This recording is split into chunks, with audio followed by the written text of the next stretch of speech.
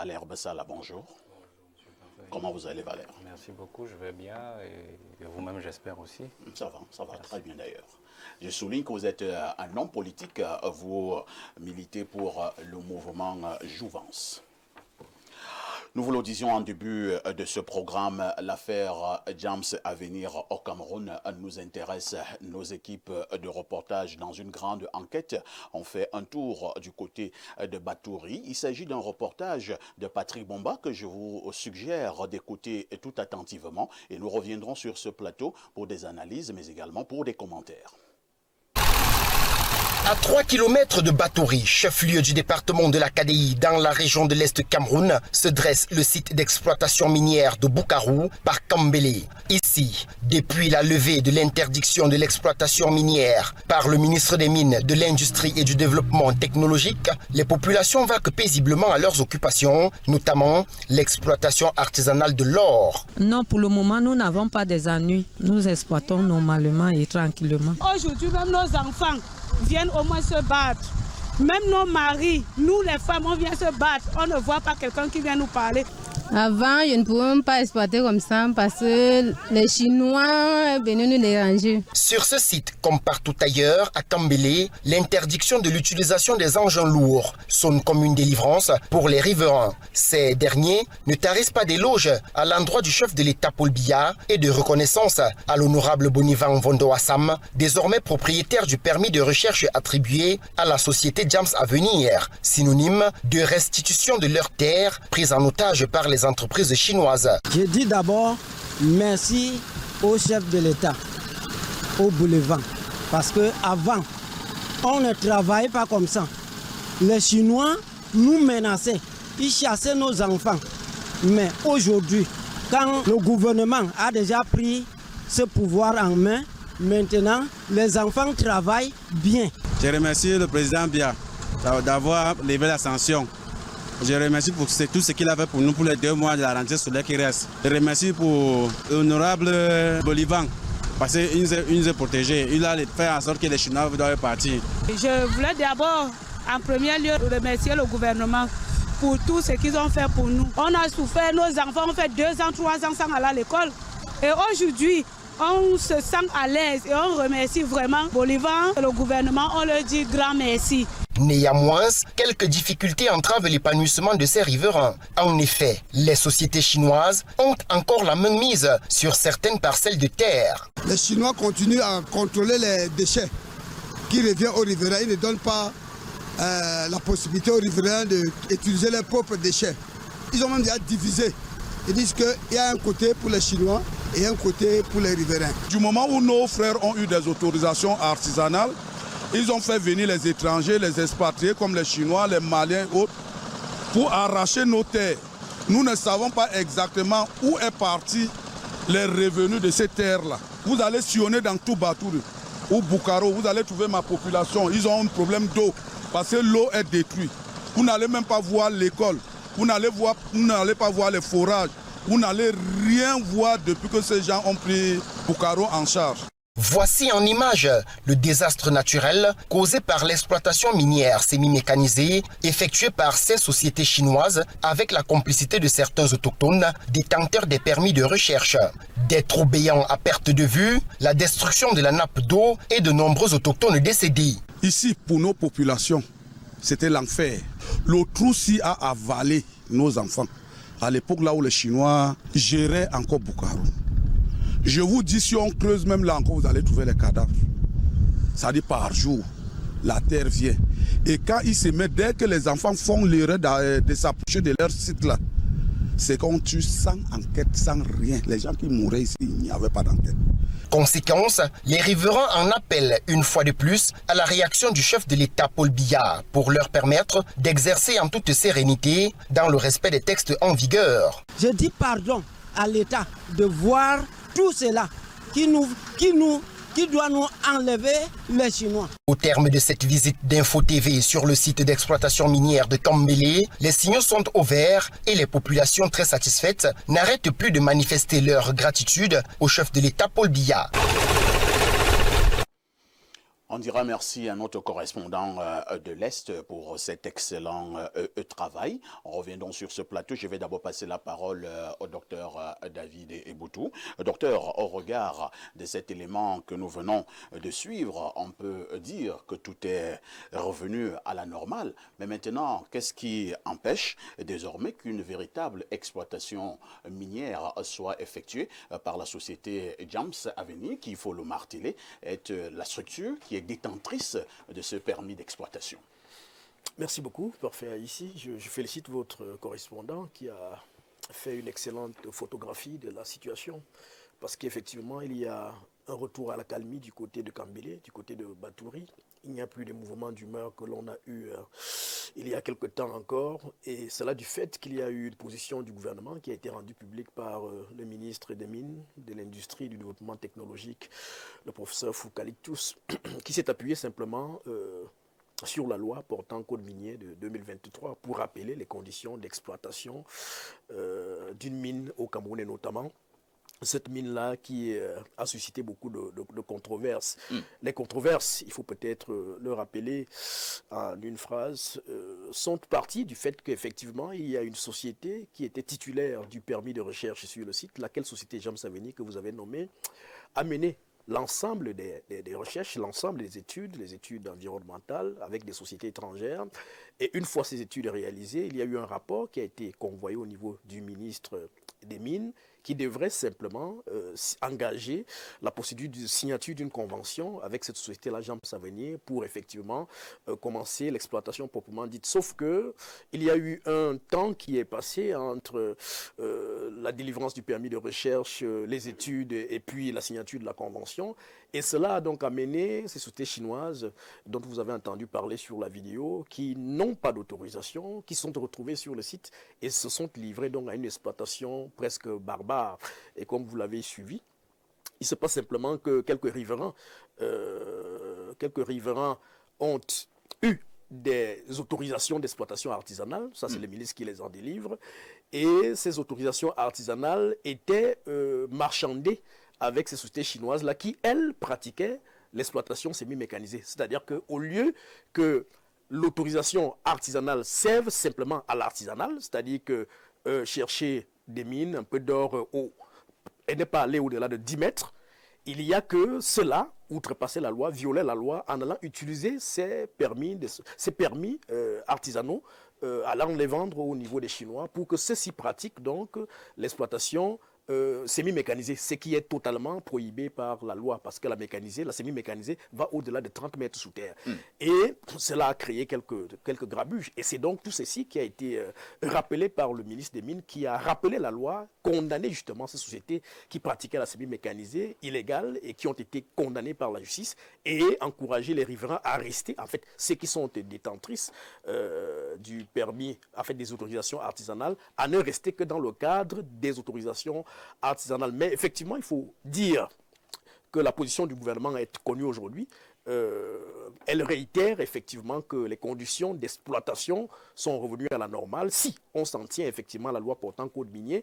Et cette loi-là, en rapport avec ce qui vient de se passer à Kambélé, consacre effectivement Jams Avenir, cette société-là qui a respecté toutes les phases de la légalité, à être remis dans ses droits. Et à être remis dans ses droits ici signifie qu'il faille absolument que le gouvernement aujourd'hui aille un peu plus vite et donc signe une convention en bonne et due forme avec Jams Avenir pour qu'effectivement des activités d'exploitation en respect avec la légalité soient mobilisées. Parce que, justement, comme vous l'avez suivi, il n'y a que les riverains qui se plaignent.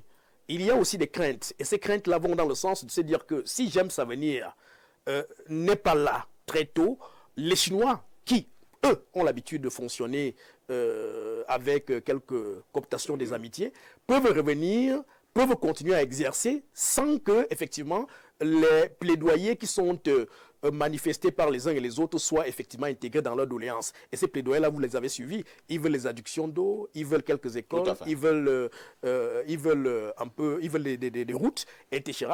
Mais ceci ne peut être effectif que si, effectivement, si le gouvernement accélère les conditionnalités pour la signature d'une convention en bonne et due forme avec la société qui a été reconnue légale propriétaire de ces sites-là pour qu'effectivement elle exploite le site-là. Mais cela n'est possible que s'il y a une convention. Donc en gros, et c'est là. Mais le temps commence à se faire un peu long. C'est la réalité. Et voilà pourquoi il y a eu quelques craintes dans votre reportage tout à l'heure. C'est-à-dire que les riverains commencent à se plaindre parce que il y a aujourd'hui le fait qu'on a salué le communiqué du ministre d'une part, mais entre le fait qu'on a exulté pour la levée de la suspension des activités sur le site de Kambélé et le fait qu'on ne voit rien venir, aucune activité, James Savani qu'on a annoncé est toujours en retrait, il n'y a que quelques doutes qu'on recommence à rejaillir et donc c'est pour cela que je souhaite que voilà, le gouvernement aille plus vite en fixant des conditions d'une signature, d'une bonne convention en bonne et due forme avec la société qui aujourd'hui est reconnue comme légalement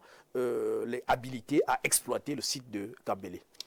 Merci, Dr David Eboutou. Je passe la parole à Pierre Blériot-Niamek. Pierre Blériot, nous en parlions déjà la semaine dernière. Il y a quelques mois également, nous en avons parlé. C'est une véritable enquête que Info TV mène depuis des mois pour avoir la vérité concernant cette affaire de James à venir. Alors, il y a quelques jours, certaines élites RDPC de l'Est se sont levées pour condamner le communiqué signé par le ministre, alors que le ministre, lui, rappelait simplement la loi. Alors, maintenant que la loi a été dite, est-ce qu'on peut avoir un espoir que certaines de ces élites RDPC de l'Est vont enfin se conformer à la légalité? Non, je n'irai pas dans votre sens. Je n'attends pas des élites du RDPC qu'elles se conforment à la légalité. Le RDPC n'est pas l'État. Ce à quoi je m'attends, c'est que le ministre prenne ses responsabilités et qu'il mette en forme l'accord qui doit le lier l'État du Cameroun à la société qui a mené les opérations préalables. Première chose. Deuxième chose, je suis gêné maintenant par l'attitude de ce que vous appelez les élites RDPC de l'Est, qui n'ont pas écrit contre les sociétés chinoises en leur temps. C'est-à-dire, nous préférons, et j'ai même entendu des choses qui ne sont pas bien à prononcer, et un boulot vient prendre les terrains, c'est grossier. Mais on ne dit pas un Chinois. Moi, je dis qu'il faut que nous fassions attention à la nouvelle forme de colonisation que nous apporte la Chine. La Chine, c'est un partenaire, mais certaines sociétés chinoises font dans des abus. Je ne suis même pas sûr que l'État du Cameroun tienne compte de cet aspect-là. Regardez un site qui est exploité par des sociétés qui font de l'exploitation minière semi-mécanisée. Allez dans la zone de ce village, allez à Batouri. L'Est souffre déjà beaucoup de l'exploitation de son bois, sans en tirer avantage. Maintenant, on veut encore aller prendre ces richesses en donnant l'impression qu'on se moque des populations. Moi, je pense que même à 10 mètres, docteur Eboutou, c'est trop. C'est mon souhait, je ne suis pas spécialiste. Mais James Avenir pourrait prendre ces jeunes gens et les utiliser de manière plus professionnelle. Parce que moi, voir des Camerounais en 2025 aller avec des pelles taper comme ça, non. Avec tout ce que cela comprend. Non, il y a beaucoup de risques. Et l'autre grand risque, j'interpelle nos autorités. Quand on a signé un contrat d'exploitation artisanale, les autorités locales doivent veiller à ce que cela ne déborde pas. Je viens, j'obtiens parce que je suis riverain. C'est le droit des riverains. Mais je m'en vais vendre à un Chinois qui, lui, a des appareils pour forer et autres. Le danger ici, c'est qu'on multiplie même par 100, par 1000 ce qu'un individu aurait pu faire et en suçant ainsi le sol, on a l'impression que c'est les riverains qui en ont tiré avantage. Il faut bien dire aux populations de regarder de quel côté se trouve leur avantage. Et moi, je suggère à James Avenir, donc, non seulement de recruter ses enfants dans un cadre très, mieux organisé, mais de montrer la différence dès sa prise en main du site. Qu'on puisse rentrer à Batouri, ou les équipes de Info TV rentrent à Batouri, nous présenter Kambélé. Un nouveau Kambélé. Vous ne pouvez pas avoir de l'or chez vous et être... Non, avec le bois, ça s'est fait. Je dis, l'Est doit être transformé. Kambélé, Batouri et autres doivent être transformés à l'occasion de cette mine que Dieu leur a donnée. Merci Pierre Blériot. Abel Limbi Lobé, on a suivi les populations tout à l'heure. On peut également comprendre qu'à un moment donné, ces populations peuvent être inquiètes. Est-ce qu'elles peuvent maintenant être rassurées que si James Avenir arrivait normalement à reprendre ce site, surtout comme la loi vient de lui donner cette autorisation-là, que ces populations vont peut-être être recrutées et, comme vient de le dire Pierre Blériot tout à l'heure, travailler en toute sécurité. Peut-être que James Avenir pourrait faire le job. James Avenir est confronté à une exigence de patriotisme. C'est un industriel qui a fait de la recherche, il a trouvé un filon, il est tout à fait censé qu'il soit celui qui exploite le filon qu'il a trouvé. C'est comme cela, même dans l'exploitation pétrolière, vous faites la recherche, vous découvrez un gisement, et puis vous l'exploitez. En général, c'est très souvent comme cela. Dans quelques rares cas, celui qui a fait la recherche peut ne plus être l'exploitant. Quelques rares cas. En général, ceux qui font la recherche ont les capacités à exploiter. Donc, quand ils trouvent, ils veulent exploiter eux-mêmes. Ça a un sens. Nous avons nos populations qui ont la pratique artisanale de l'exploitation. Elles peuvent aussi vivre décemment de cela. C'est comme nos agriculteurs du Sud. Qui vivent du cacao. Qui connaissent, qui savent produire le cacao depuis la nuit des temps. Tout à fait. Je m'étais insurgé lorsque un Camerounais prétendait construire une chocolaterie à Kekem, mais venait lui-même produire le cacao à Ambam, en cherchant à obtenir du gouvernement 66 000 hectares. Et là, j'ai parlé des populations autochtones. Je parlerai encore maintenant des populations autochtones. Elles existent. Tout à fait. Elles ont des savoir-faire ancestraux qui sont artisanaux, mais qui sont susceptibles de leur permettre d'améliorer leurs conditions de vie et qui n'attendent que l'encadrement de l'État, la structuration du secteur. Or, lorsque la corruption qui gangrène ce pays, Blériot l'a dit tout à l'heure, ça n'a pas commencé avec l'or.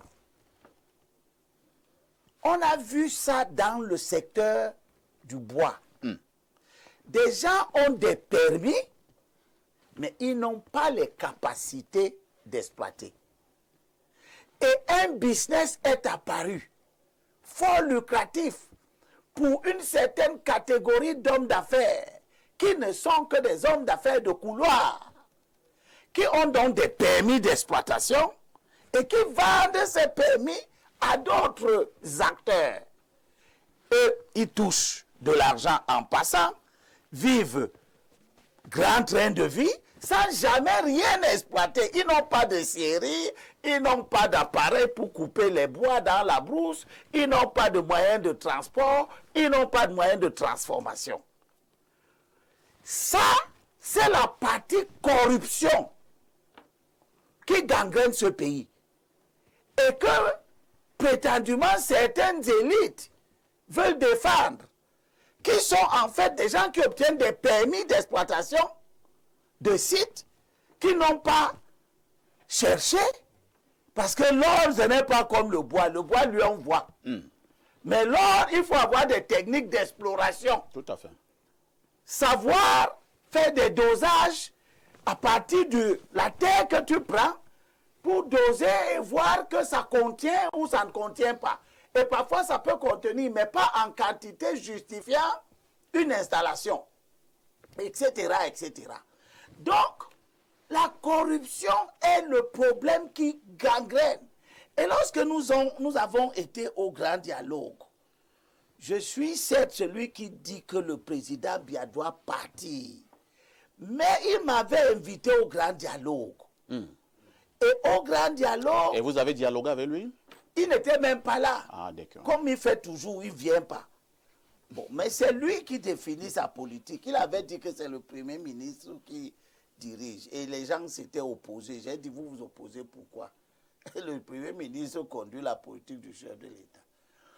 J'avais dit au grand dialogue que, et là je parlais des anglophones. On va chuter.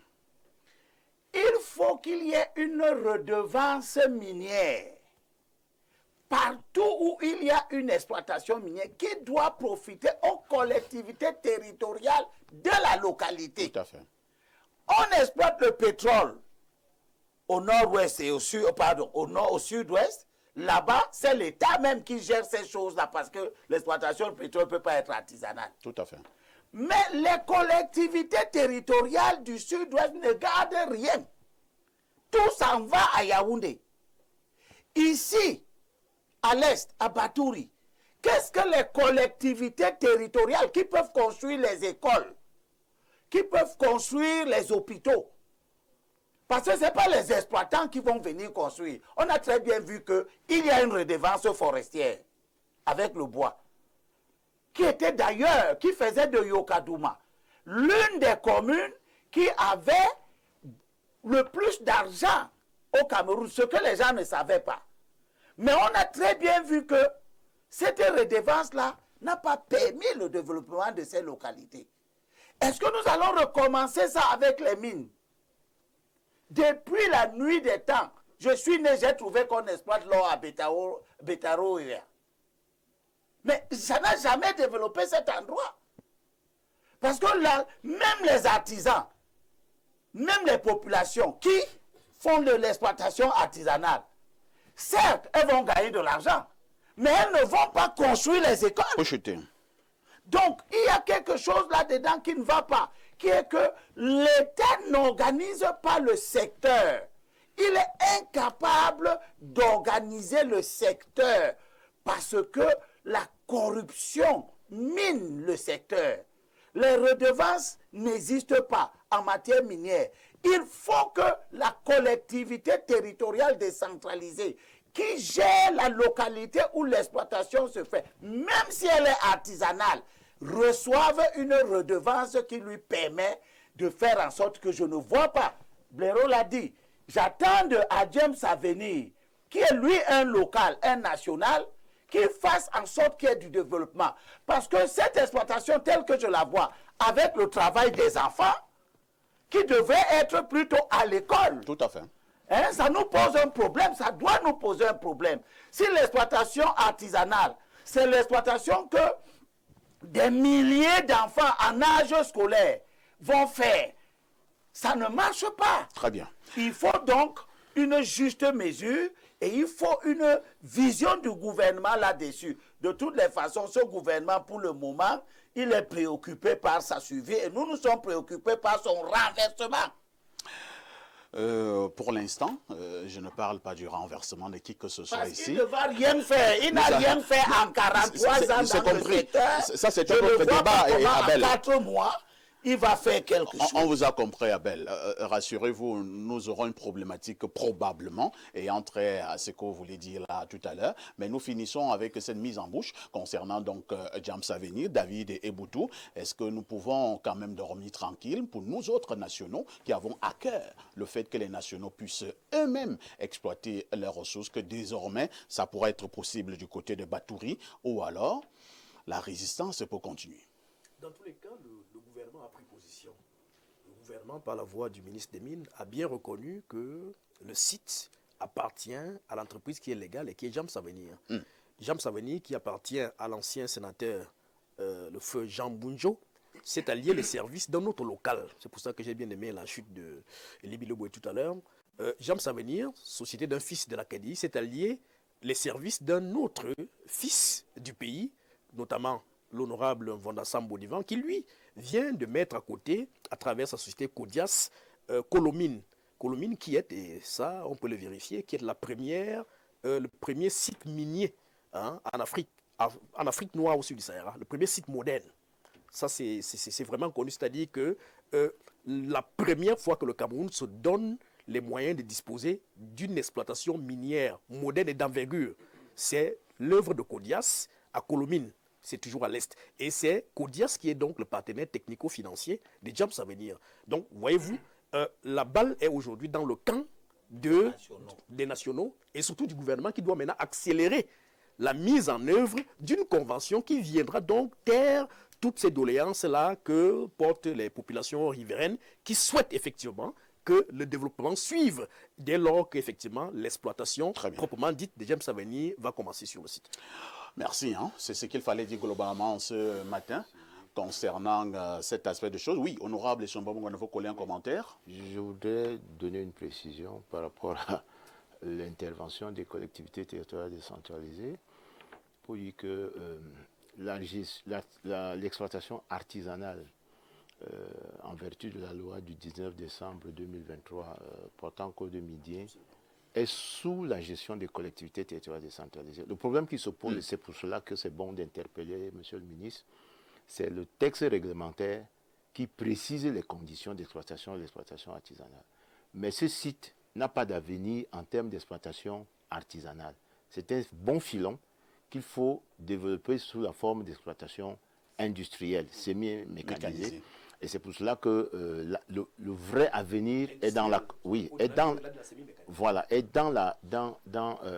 la configuration d'une convention, effectivement, parce que maintenant, l'affaire est revenue aux nationaux. Et ce n'est que dans ces conditions que, d'ailleurs, les missions de services publics, écoles, sécurité, routes et autres, qui ont été posés, les problèmes qui ont été posés par les populations trouveront une bonne solution. J'ajoute quelque chose. Oh là là, j'ai un problème de temps. C'est purement technique. J'ai un problème de temps, oui, purement technique. Ça, c'est beaucoup plus de la science. Il faut savoir qu'en matière de mines, par exemple, mais d'une manière générale même, les exploitations artisanales ont des rendements faibles. On peut les encourager parce que... On dit d'ailleurs artisanal. Oui, ont des rendements faibles en exploitation. C'est-à-dire que lorsque vous allez prendre une tonne de sable contenant un minerai, si vous voulez extraire ce minerai de façon artisanale, le rendement sur la tonne là de sable, vous aurez un rendement, une quantité de minerai que vous allez extraire. Si l'industriel utilise la même tonne de sable, il va extraire plus que vous. Tout à fait. L'État a donc intérêt à industrialiser plutôt qu'à laisser artisanal. Sauf que l'État doit allier un intérêt des artisans. C'est que eux, c'est des locaux, ça leur procure du travail. Voilà pourquoi nous disions tout à l'heure. Donc il y a c'est pour ça que la loi a été recrutée par la loi a renforcé. Et j'ajoute pour finir que l'exploitation, surtout lorsqu'il s'agit donc des métaux, il y a de la pollution. Et avec la pollution, l'exploitation artisanale expose beaucoup plus les exploitants au risque de pollution bien plus que l'exploitation industrialisée que l'État peut véritablement normaliser et contrôler. Donc il y a ce juste milieu à faire. Merci. Nous allons donc tout simplement dire ce matin que la loi soit respectée du côté de Batouri concernant justement cette affaire Jams Avenir. Nous marquons une autre touche pause.